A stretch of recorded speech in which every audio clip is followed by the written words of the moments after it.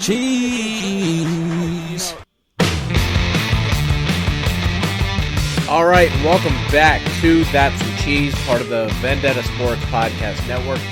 Today is Tuesday, March 24th. We have Alex Chick on the line, and since there are no sports going on, I thought it would be a good idea to sort of get to know the other bloggers on the site, try to tell their story, see what their goals are. So for you guys out there at home who are reading the site, you can get to know some of the other contributors a little bit better. Alex, how's it going? What's going on? It's all right. I mean, we have been self-quarantined, but that's about it. I've been barely quarantined. I've been in Washington, D.C. the past 2 weeks. Went to Topgolf one of the nights before it got closed down, so haven't been super careful, but I'm feeling all right. I'm feeling good. Yeah, I mean, you're okay for right now. I mean, Topgolf's really fun to play, though. Oh, my gosh. I wish we had a Topgolf where I live. It'd be really nice. I wasn't too good. Never been out golfing before. Looking a little rough, but, you know, I had fun down there. Oh, golfing, I didn't know how hard golfing was until I actually, tried it. And I'm like, holy shit, this is really hard. I was like, did you just think you just swing at the ball and it goes? No, it's so much. And I was like, oh my God, never mind, not the sport for me. Yeah, so let's start with this. You're a big NBA guy. Obviously, no sport thus far has been more impacted than the NBA, NHL. No basketball right now. How do you feel? What's going on? I literally want to cry every day. I think it was last Tuesday. It was like, oh, the March Madness tournament would have started today. And I was like, why do you have to tell me that? I'm already sad as it is, okay? I'm already sad that they're canceling the whole March Madness tournament because I love this time of year because I have March Madness, right? And that goes for a while. And then about 2 weeks after March Madness, the NBA playoffs start. And I'm getting none of that right now. And I'm literally going crazy. This is my favorite time of the year. And I'm like, okay, yeah, you know what? I don't know what to do with myself. I've been playing 2K to just make up any kind of, basketball in my life. But it's just, I don't know what to do. I know. I was thinking the other day it would be very clutch if Grand Theft Auto 6 came out. Because I would have something to do.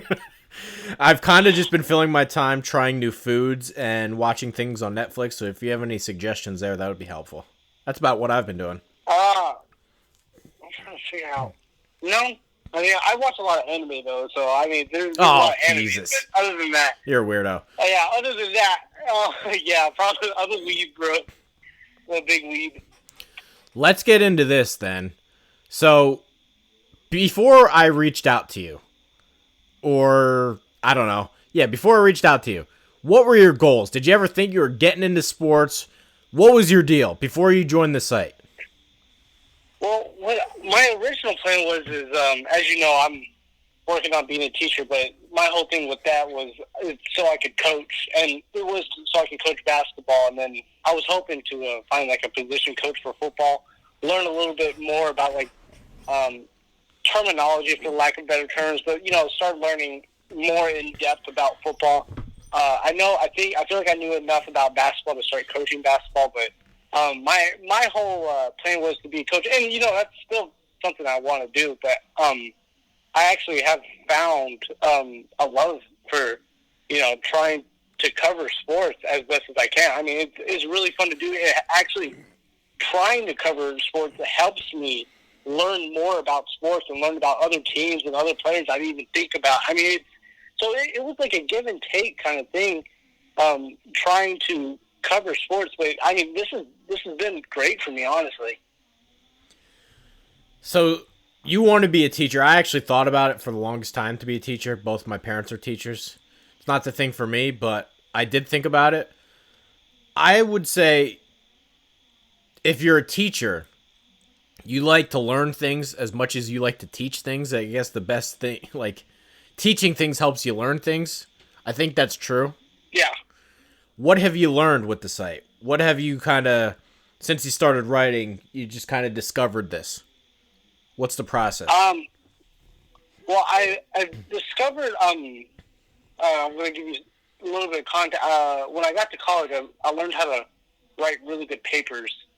And I mean, and I pull it out of my ass. I would pull a 10-page paper out of my ass, and I would get an A on it. So when I started covering sports, it was a little bit different from writing, because colleges they're more, you need more of a kind of a formal paper, but especially with our site, our brand and everything is to be a little bit like we're talking on the street, but I'm putting it into words, and it's that kind of relationship where I can really write what I'm saying in my head. Like, this guy is ass. This guy is absolute ass. Jared Goff is absolute ass. Okay, I don't know why anyone would sign a contract to him. That kind of thing. Well, if I was writing a formal paper, I'd be like, Jared Goff is probably not the best quarterback in the NFL. However, it's not that kind of thing. I can literally say, this guy is ass. He's booty cheeks. I don't want him anywhere near my team. Good thing I'm not a Rams fan. But it's that kind of thing. I can throw my jokes in there. I at times I feel like I'm a comedic guy. I have some really bad jokes. I can, one of the jokes I wrote in an article one day was everyone, you're in the jail cell and you drop the soap or something like that. I think it was when John Gruden and the whole Antonio Brown situation. I think I was like, now John Gruden, he dropped the soap or something like that. Just some stupid stuff. But I love just being able to be myself. But as far as what I've learned is just, I kind of alluded to it earlier. Is, I'm learning more about the sport, about what's going on in the sport, instead of saying, "Oh yeah, I'm keeping up with it," but I'm not covering it. Covering it and keeping up with it, I feel like, are two different things in my opinion. So I want to go back to what you said about college, because for me, I was not ready to go to college at all. So I want to know, Alex Chicks in college, what does your week look like? What do you do? Because for me, I was lost. I didn't have enough time, didn't know how to study, was just not prepared. What does a week in college look like for Alex when you first got there as a freshman? When I got there as a freshman, I wasn't working full-time yet, but I took all my classes in the morning, and school kind of always, and it sounds conceited, but school kind of always came easy for me. I was, I didn't have an eidetic memory, but whenever I would look at something, I'm like, okay, and look at it for about maybe 30 minutes to an hour, I'm like, okay, I got it, and I would do it. And so my first 2 years of college were really easy. I would take all my classes in the morning. At the time, I had a part-time job working at a shoe store or something, which was shitty because they gave you 30% of store discount, but you only got $8 plus commission, and it was dumb, and I didn't like it. But no, it was really free for me. I didn't know what to do with my time, and that's where I feel a lot of people, when they go to college, there's trouble keeping up with your time, and there's not that pressure of doing your homework. You have to be able to just go in and just do it on your own. You have to go study on your own.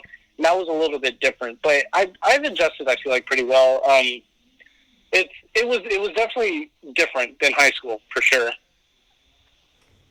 Now, I guess I should say, when I first went to school, I wanted to be I took econ because I wanted to work in the front office. And as you said, for you, it was, or for me, I should say, it was, I can look at something, I can remember it really well, and that was it.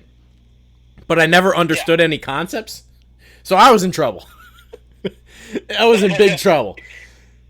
So I guess the question here is, what did you actually learn in college? Because for me, gotta say, for what I'm doing right now, I didn't learn anything that helps me in college. And I know it's crazy to say, but, and I guess it's probably different because you're going for teaching stuff and you probably have learned classroom management shit. Did you actually learn anything in college? Did it help you? I really, not that I didn't learn anything, but I thought I would have learned more, honestly. Really, it's weird. College is just kind of honestly, if you know what you're doing and you know your classes, you know your subjects, you're really just paying for a piece of paper that says, "Hey, yeah, he knows this, but at a college level." It does. When you were talking about the teaching stuff, I have learned things about teaching, like classroom management, of course, like you said, different teaching styles, different ways to connect to a student and everything. But like I kind of alluded to earlier, it doesn't take long, and you got to do like a whole year of this stuff or like a whole semester long, and that's something I can do like in a week or two. So really, there's not a lot I've learned in college. When I was doing my kinesiology degree, that's my degree, and I'm putting teaching on top of that. When I was doing kinesiology, I did learn some interesting stuff, like anatomy and physiology, different things here and there that, if I try to name stuff right now, I probably couldn't. But if I heard something in the conversation that I remember from randomly, then I'm like, yeah, oh yeah, then this is also this, and this. But as far as like a lot of things, I just didn't learn a lot, honestly. That hasn't been a waste of time, but you're paying for a piece of paper that says you just know these things that you probably could have known in high school. Yeah. It's weird. Well said. I'm a person that always struggles with goals. I never know what I want, so I have a hard time figuring out goals. Alex Chick's next 5 years, dream scenario, when you don't have Corona or whatever. What's the best case scenario? All right, best case scenario, of course. We're the site. First of all, I would love for the site to be up and rolling. I mean, on the way that we're on right now, or the path that we're on right now, it's well achievable. Maybe in 5 years. I plan to I'm hoping to be teaching high school ball at this point. I'm looking at that. I actually just recently decided that I want to go get my master's and possibly my doctorate. It depends on how, I don't know how well, how the doctorates work, but I do want to go get my master's, at least in sports management. I'm not sure. I have to do more research on the doctorates, but I do want to get a doctorate degree, surprisingly. But that's also on my list, and I think I can achieve that within the next 5 years. I'll probably I'll be married by then. Of course, I know you're still invited to the wedding if we have a wedding with this coronavirus, Trey. But and then I'll probably have kids too. That shit's crazy, man. That shit's crazy. I'll probably have kids by then. But dream scenario, I'm at least teaching high school ball, sites well and going. I'm at least established in that. Have my master's and hopefully my doctorates. Have family. That's on the list for me in the next 5 years. It's funny you mentioned kids. Like, I'm 27. I can't take care of myself. So how the hell do you take care of somebody else? It's kind of weird to me. Well, yeah. How the hell do you do that? It's weird. It's because it's like, and I laugh when I talk to parents too, because me and my fiance, we've been together for 5 years now. So we're pretty. We know each other really well, of course. I mean, it takes 5 years. I mean, but we know each other really well. And all the parents I talk to, they're like, I was like, yeah, we're probably gonna get married. Probably wait a couple of years and then have kids. So we're like ready. And the parents will always tell me, you are never ready. So it's like you're never ready. No matter if Trey, if you have a kid right now, or if I have a kid right now, No. You're never gonna be more ready than you are. You're just not gonna be ready. So, but you just got to be adaptable, I guess. It's of course, it's always going to be a struggle. I mean, parenting is one of the hardest things ever to do, and to do it right is even harder. But yeah, it's just like I'm excited for it because I do love kids. I've always loved kids, but it is going to be weird. It really is. So you're a person that obviously likes stable things. It sounds like, at least. Wants a wife, kids, yeah. Has a full-time job, and should have off in the summers that you can coach and hopefully continue to write. Oh, yeah. So let's move into sports here a little bit. You're a big NBA guy, like the Spurs. Where did your love for basketball start, or how did your love for sports start, or some early childhood memories that kind of stick out? Well, I was born and raised in San Antonio. And so everywhere looked, it was Spurs this, Spurs. I mean, like San Antonio, even though they're considered a small market team, it's one of the most loyal I've ever seen. I mean, you can't go on the street without seeing Spurs gear everywhere.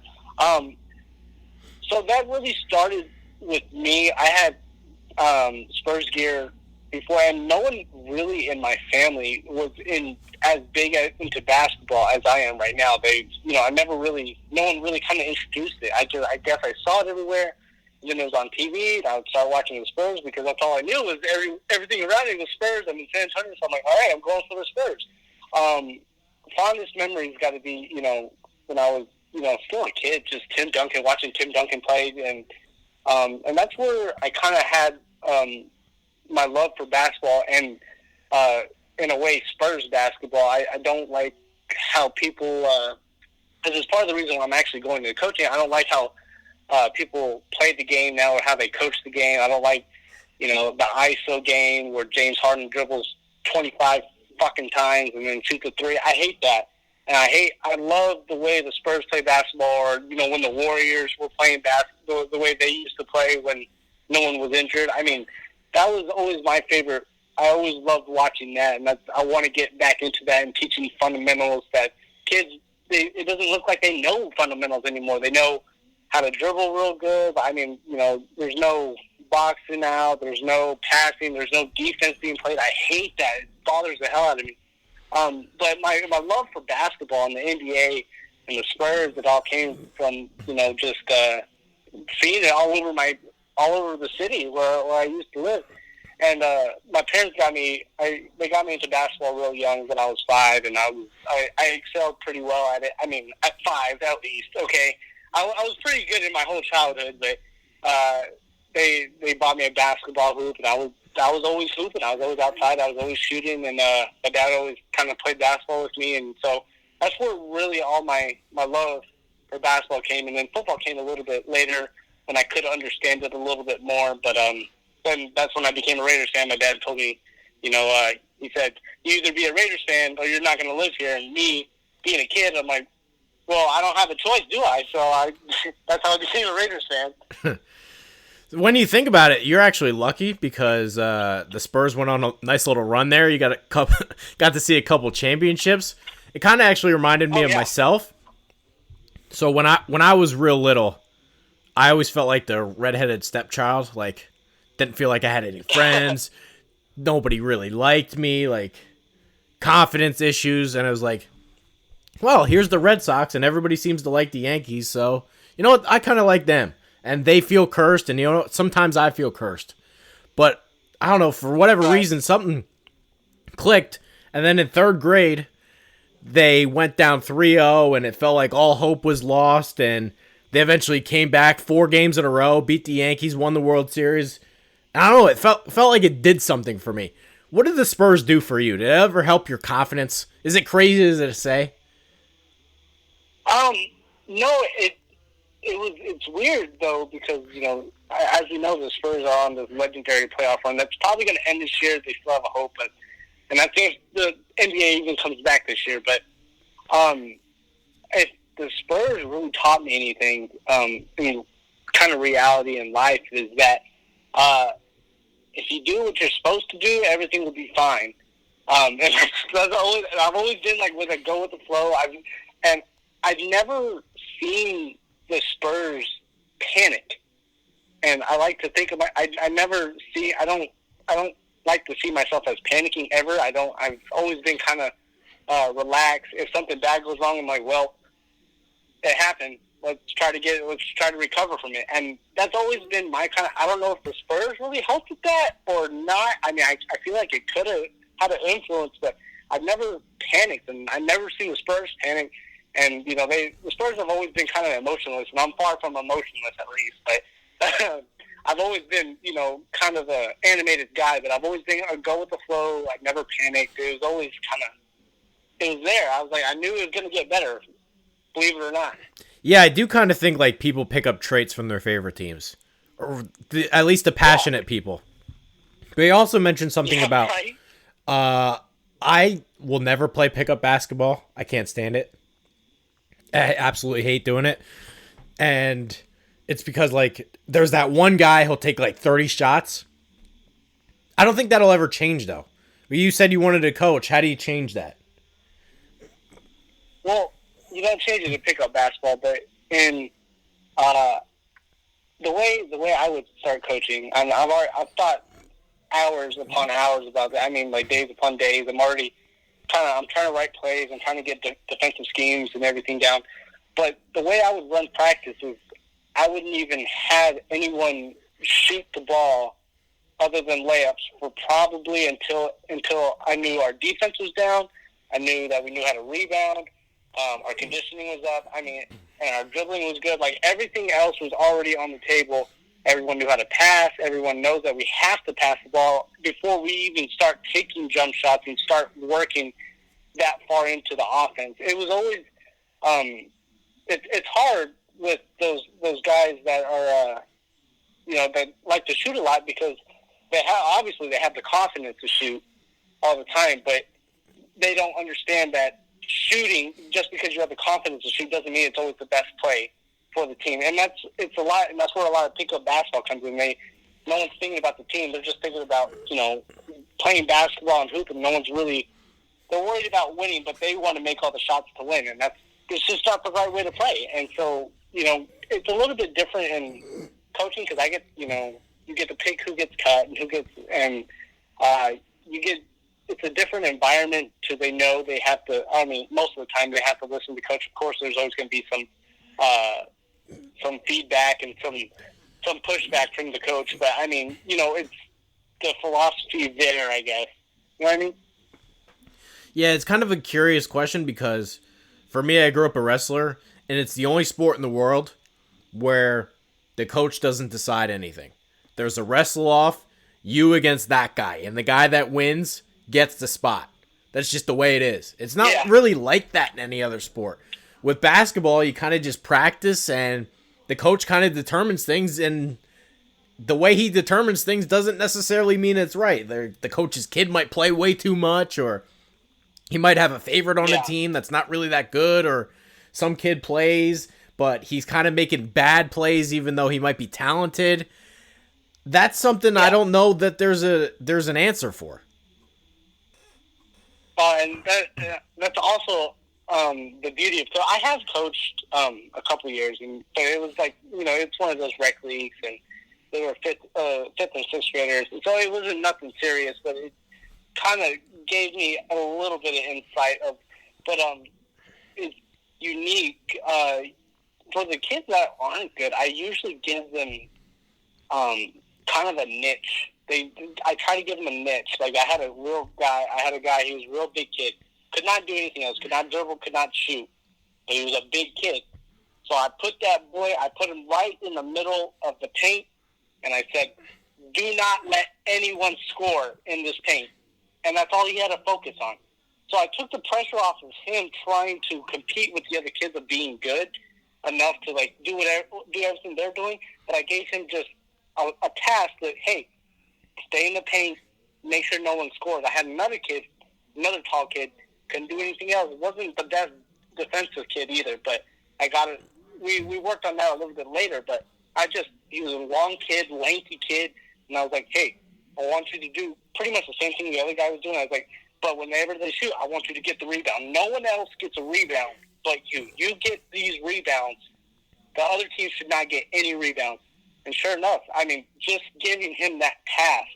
So when they're younger and they don't have that much skill in other areas, it's easier to just give them one task and be like, do this. And then you can expand later on to other abilities, but as long as they have that niche they can go to. As far as the more talented kids, I try to have them understand their roles, kind of like, I've had some really good dribblers, but they couldn't shoot. And the really good dribblers annoyed the hell out of me, because everyone, those and one, the mixtape videos, everyone wants to cross up the kid and make him fall. And I'm like, no, just cross him up enough. Like, I was always one cut. Make one cut and I get to the hoop. Like, I was not the best dribbler, but I can make one cut and I can go. And, you can show off your skills, but it might not get you past your defender. That defeats the whole purpose. Yeah, I have a much younger brother that plays basketball, middle school age. And one thing I've noticed is with the younger kids, everybody wants to be Steph Curry, and nobody wants to set a screen. Oh, my God. It feels like I've watched and a few games, and it feels like to me, the physicality in the NBA, when it, like 10 years from now, it's going to go away completely. Nobody wants to set a screen, and the three ball is only going to keep becoming more prevalent. Do you agree with that, or do you not agree with that? I agree. I don't agree with it at the middle school level. Even at the high school level, I mean, you got to think the best NBA players in the world are shooting, and 40% from three is considered good from 3-point. So you got to think college, high school, and middle school are shooting well below that. So in my opinion, there is no reason to take a three unless you have a lead or you're trying to catch up, and you know what, you're wide fucking open. Like I've always preached this to when I was coaching, was like all the easiest baskets are made in the paint, all the layups, everything. And even if you don't get the layup, get free throws half the time because it's a little bit different pace. But as far as if I agree with it, I've always liked the physicality. Even in middle school is gone. They don't play defense anymore. At least good defense. They say, okay, this is man on man, but they don't. It's not good defensive posture. No one's trying to help defense. It's just bad. It's just I hate watching it. I'm telling you, this is like a lot of the reason why I want to go in and coach. But I'm not opposed to it. But the younger, like, I understand everyone wants to be like Steph Curry at such a young age, but it's like it doesn't work that way. And like I was alluding to this earlier, like a lot of those kids that have the confidence to shoot a lot because they believe in themselves that they're going to make it, but it doesn't always mean it's the right shot. Trying to teach basketball IQ is more important than trying to, make all these shots. It's going to be annoying, obviously, when I go into coaching, but I'm not trying to shy away from it, but I'm trying to teach them fundamental basketball in a sense. All right, so I've had you on the line for like a half hour. Let's do some rapid fire things. Just some quick hitters so people get to know you better. Favorite food, favorite dessert, go. Favorite food's got to be, I got to go with my main man, pizza. Favorite dessert, you can't go wrong with Oreo pie. What place to get pizza? Place to get, well, I mean, if I'm going local, there's no local places here. As far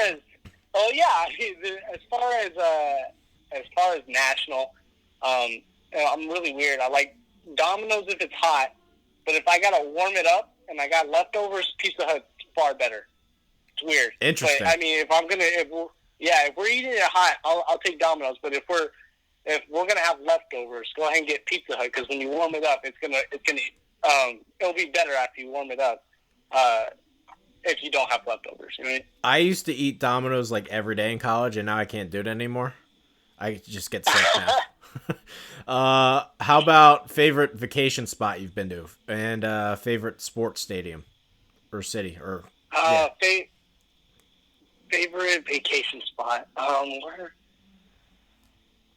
have I been? I gotta say the Bahamas. I know it's kind of basic, but the Bahamas. We took the Bahamas on a cruise. And that was a really nice vacation spot. It was a nice beach. It was beautiful weather. I mean, I've been to a lot of places in Europe, but I like the beach. The beach is just nice. And then as far as, what was the other question? Oh, favorite sport. The best stadium I've been to, of course, is going to be the AT&T Center. I always got to go for my Spurs. All right, fair enough. Last one. How about favorite holiday? What do you got?